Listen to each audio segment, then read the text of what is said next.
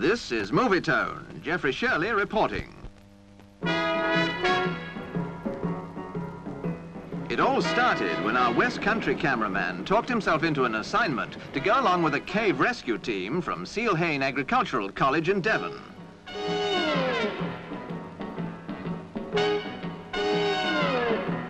Scene of operations, Priddensleigh Cave near Ashburton, an underground complex of caverns, passages and ravines. Much of the rock is covered in thick slime. Even without camera and rescue equipment, it's no easy job to keep your feet.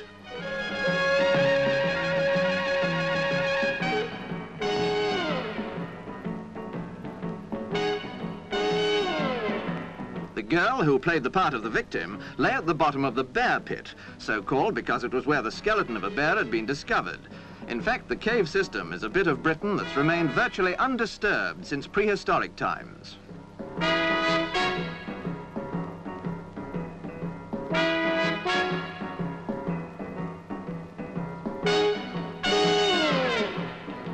The rescue team have had to climb down 350 feet to reach this point. Going back, the same hazards await them with the extra burden of a loaded stretcher.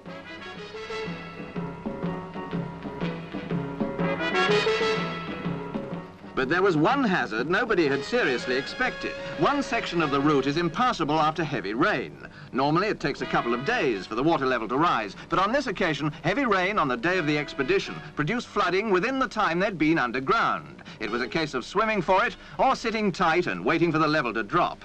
So they sat it out, from 9 at night till well into the next morning.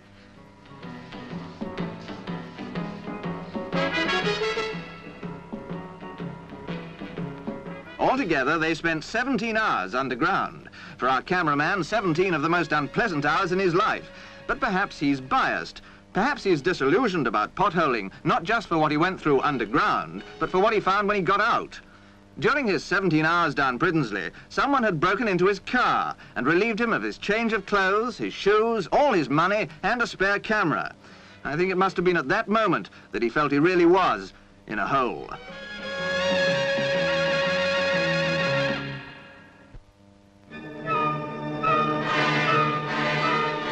The big